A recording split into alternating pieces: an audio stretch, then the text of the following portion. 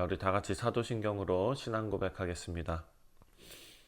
전능하사 천지를 만드신 하나님 아버지를 내가 믿사오며 그 외아들 우리 주 예수 그리스도를 믿사오니 이는 성령으로 잉태하사 동정녀 마리아에게 나시고 본디오 빌라도에게 고난을 받으사 십자가에 못 박혀 죽으시고 장사한 지 사흘 만에 죽은 자 가운데서 다시 살아나시며 하늘에 오르사 전능하신 하나님 우편에 앉아 계시다가 저리로서 사한 자와 죽은 자를 심판하러 오시리라. 성령을 믿사오며 거룩한 공예와 성도가 서로 교통하는 것과 죄를 사하여 주시는 것과 몸이 다시 사는 것과 영원히 사는 것을 믿사옵나이다. 아멘. 찬송가 312장입니다. 너 하나님께 이끌리어 함께 찬송하겠습니다.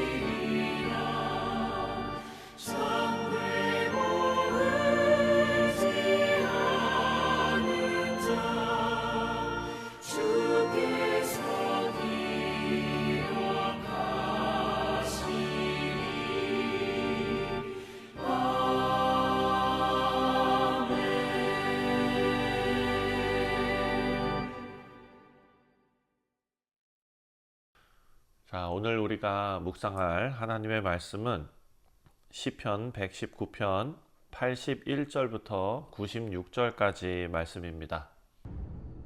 나의 영혼이 주의 구원을 사모하기에 피곤하오나 나는 주의 말씀을 바라나이다. 나의 말이 주께서 언제나 나를 안위하실까 하면서 내 눈이 주의 말씀을 바라기에 피곤하니이다. 내가 연기 속에 가죽 부대같이 되었으나 주의 율례들을 잊지 아니하나이다. 주의 종의 날이 얼마나 되나이까. 나를 핍박하는 자들을 주께서 언제나 심판하시리이까. 주의 법을 따르지 아니하는 교만한 자들이 나를 해하려고 웅덩이를 팠나이다. 주의 모든 계명들은 신실하니이다. 그들이 이유 없이 나를 핍박하오니 나를 도우소서. 그들이 나를 세상에서 거의 멸하였으나 나는 주의 주의 법도들을 버리지 아니하였사오니 주의 인자하심을 따라 나를 살아나게 하소서. 그리하시면 주의 입의 교훈들을 내가 지키리이다. 여호와여, 주의 말씀은 영원히 하늘에 굳게 섰사오며 주의 성실하심은 대대에 이르나이다. 주께서 땅을 세우셨으므로 땅이 항상 있사오니 천지가 주의 규례들대로 오늘까지 있음은 만물이 주의 종이 된 까닭이니이다. 주의 법이 나의 즐거움이 되지 아니하였다면 내가 내 고난 중에 멸망하였으리이다. 내가 주의 법도들을 영원히 잊지 아니하오니 주께서 이것들 때문에 나를 살게 하심이니이다. 나는 주의 것이오니 나를 구원하소서. 내가 주의 법도들만을 찾았나이다. 악인들이 나를 멸하려고 엿보오나 나는 주의 증거들만을 생각하겠나이다. 내가 보니 모든 완전한 것이 다 끝이 있어도 주의 계명들은 심히 넓으니이다. 네, 사랑하는 성도님들, 기다림이라는 것은 참 힘듭니다. 하지만 이 기다림은 우리 신앙생활에서 절대로 빼놓을 수 없는 필수 코스인 것 같습니다. 우리 하나님 앞에 기도했지만 응답이 지연이 되고 늦어지고 또 우리가 겪고 있는 힘든 일들은 계속해서 길어지고 또 희망도 없어져 가는 것 같고 그런 시간은 참 기다리기 힘든 시간입니다. 그 시간은 어찌 보면은 깜깜한 터널을 지나가는 것 같은 그런 신앙의 밤 시간 같은 그런 느낌이 들지요. 오늘 본문 말씀 81절부터 96절은 이런 정말 긴 깜깜한 터널을 지나간 그런 사람의 고백이라고 우리가 볼 수가 있습니다. 이 시편 저자는 이 내용을 쓰면서 하나님을 믿고 있지만 지금 마음은 다 지쳐 있고 눈도 다 상하고 또 삶은 다 무너지고 눈이 상해서 앞이 보이지도 않는 것 같은 그런 상황 속에서 이 시편 저자는 하나님 말씀을 붙듭니다. 자, 이제 내용을 조금 우리가 깊이 들어가 보면은요. 첫 번째로 81절부터 84절까지를 나눠서 생각해 보겠습니다.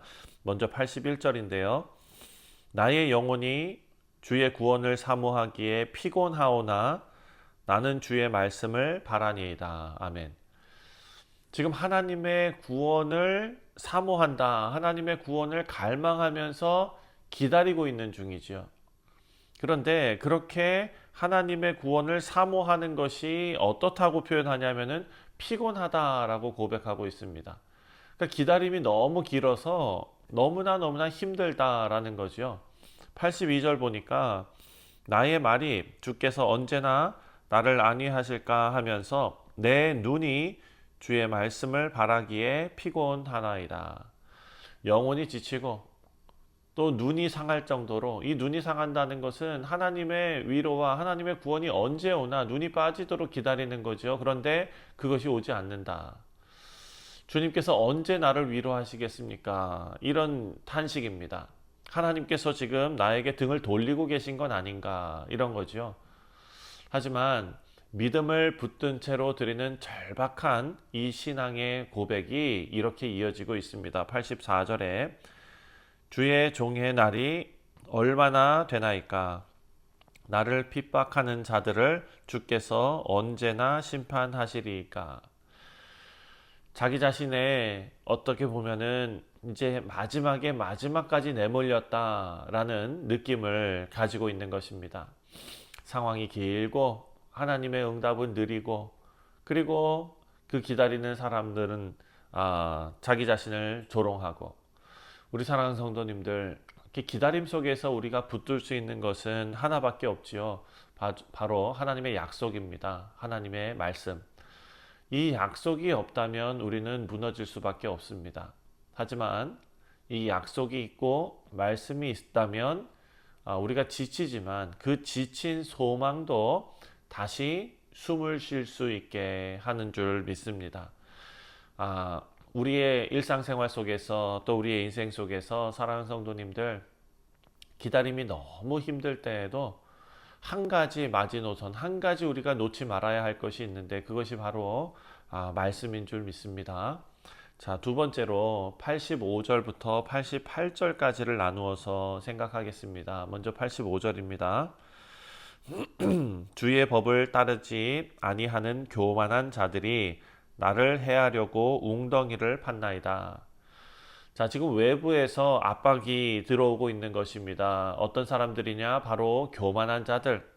하나님의 법과는, 하나님의 율법과는 상관이 없는 자들입니다. 그냥 반대만 하는 세력이 아니라 이 시편 저자의 삶의 기반을 다 무너뜨리려고 공격하는 자들입니다. 87절. 그들이 나를 세상에서 거의 멸하려 하였으나 나는 주의 법도를 버리지 아니하였사오니. 자, 나를 거의 멸하러 하였다라는 겁니다.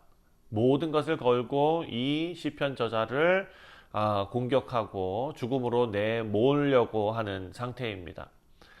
생명을 잃을 만큼 큰 고통을 당하고 있습니다. 그 가운데서 88절에 이렇게 기도하는데요.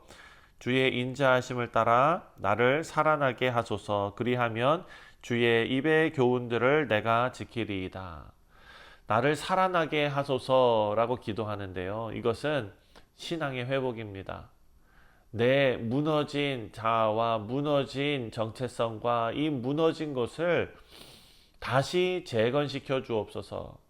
내 영혼의 부활입니다. 예수 그리스도께서 죄와 사망의 권세를 다 이기시고 부활하신 것처럼 우리도 새롭게 하여 주옵소서. 사랑하는 성도님들, 하나님의 인자하심 그리고 하나님의 증거들을 붙들 때에 우리가 이런 고백과 기도를 할 수 있는 줄 믿습니다. 말씀은 고난을 사라지게 하지 않습니다. 우리가 시편 119편을 묵상하면서 시편 저자가 계속 우리에게 주는 메시지입니다. 고난을 사라지게 하는 것이 목적이 아닙니다. 하지만 고난 속에서 무엇이 옳은지 가르쳐주는 나침반의 역할을 합니다. 고통이 깊어질수록 우리는 더 뚜렷한 기준을 보게 되고 고통이 깊어질수록 우리는 더 새로운 정체성을 갖게 되고 그때 이 말씀은 흔들리지 않는 기준으로 우리를 다시 붙드시는 줄 믿습니다. 자, 마지막으로 89절부터 96절까지의 말씀을 보겠습니다. 89절에 여호와여 주의 말씀은 영원히 하늘에 굳게 섰사오며. 이제 현실의 고난을 넘어서 눈을 들어서 하나님의 영원하심을 바라보게 됩니다. 여러분, 우리가 오늘 하루가 괴롭고 이번 1년이 괴롭고 하지만 우리의 눈을 들어서 영원이라는 세계관을 생각할 때 이 하루는 아무것도 아닌 것입니다. 그렇죠? 사실 그것이 우리에게 위로가 된다기보다는 그것이 실제 사실이다라는 것입니다. 진리이다. 자, 지금 시편 전하는 눈앞에 어떤 불의와 고통과 이런 것보다도 하늘에 세워진 하나님의 말씀이 더 견고하다라는 것을 실제로 믿고 있습니다. 90절에 주의 성실하심은 대대에 이르나이다. 주께서 땅을 세우셨으므로 땅이 항상 있사오니. 자, 하나님께서 단지 그냥 말씀만 하시는 분이 아니라 그 말씀대로 창조하시고 유지하시고 완성하시고 운행하시는 하나님이시다라고 고백하고 있습니다. 이 고백은 그런 인식에서 나오는 거죠. 그래서 하나님의 그 성실하심은 땅처럼 흔들리지 않는다. 하나님의 성실하심은 내가 지금 겪는 것처럼 내가 지금 딜하고 있는 관계 맺고 있는 정말 하루에도 수십 번씩 변하는 이런 사람들처럼 흔들리지 않는다. 그래서 이 시편 저자는 과거의 경험을 회상합니다. 92절에 주의 법이 나의 즐거움이 되지 아니하였다면 내가 내 고난 중에 멸망하였으리이다. 지금 당장 눈앞에 기적이 나타나진 않습니다. 하지만 이전의 고난에서도 말씀으로 살아났던 경험이 있는 것입니다. 그래서 시편 저자는 지금 확신하는 겁니다. 마지막 96절에 내가 보니 모든 완전한 것이 다 끝이 있어도 주의 계명들은 심히 넓으니이다. 아멘. 자, 세상 모든 것이 완전해 보이는 것 같은데 그것에는 다 끝이 있었다. 하지만 하나님의 말씀은 끝이 없고 한계가 없다. 바로 이 하나님의 말씀의 영원성이 이 시인이 붙들고 있는, 그래서 그 하루를 견딜 수 있는 힘이 되었다라는 것입니다. 우리 사랑하는 성도님들, 말씀은 오늘 우리를 살리고 내일의 우리를 지키고 또 영원히 우리를 완성하실 하나님의 약속임을 믿습니다. 말씀을 맺습니다. 이 시편 저자는요, 지친 영혼으로 하나님을 기다리고 있습니다. 기다리는 것은 너무 어렵다고 말씀드렸죠. 현실은 무너지고 눈은 상하고 마음은 진짜 저 시간의 마지막 끝자락에 있었다. 그런데도 무너지지 않았습니다. 왜냐하면 시편 저자는 말씀을 붙들고 있었기 때문에, 말씀의 영원함을 믿을 수 있었기 때문에, 그리고 지금은 무너져도 말씀은 무너지지 않는다라는 사실을 확신하고 있었기 때문에 유일한 숨이 되고 또 그 말씀이 고난 속의 기준이 되고 또 끝없는 소망이 되었던 것입니다. 사랑하는 성도님들, 오늘 하루 우리가 이 하루를 시작하면서 기다림의 끝에도 하나님이 계신다라는 것을 꼭 기억하시고 말씀 붙들고 또 하나님께서 우리를 붙들고 계심을 믿는 우리 귀한 뉴욕 정슬장로교회 모든 교우들 되시기를 주님의 이름으로 축원드립니다. 기도하겠습니다. 하나님 아버지, 은혜와 사랑에 감사를 드립니다. 기다림은 너무나 힘듭니다. 그리고 지지부진한 것 같은 현실에 풀리지 않는 이 문제들도 우리를 너무나 힘들게 합니다. 하지만 아버지, 시편 저자가 그럼에도 불구하고 말씀을 붙잡고 하나님의 영원하심을 바라볼 수 있었던 것처럼 우리도 매일매일 하나님과 교제하는 가운데 성화되어 하나님의 신실하심을 바라보며 현실의 문제를 뛰어넘을 수 있는 믿음의 백성들 되게 하여 주옵소서. 감사드리오며 예수님의 이름으로 기도하옵나이다. 아멘. 하늘에 계신 우리 아버지여, 이름이 거룩히 여김을 받으시오며 나라가 임하시오며 뜻이 하늘에서 이루어진 것 같이 땅에서도 이루어지이다. 오늘 우리에게 일용할 양식을 주시옵고 우리가 우리에게 죄 지은 자를 사하여 준 것 같이 우리 죄를 사하여 주시옵고 우리를 시험에 들게 하지 마시옵고 다만 악에서 구하시옵소서. 나라와 권세와 영광이 아버지께 영원히 있사옵나이다. 아멘.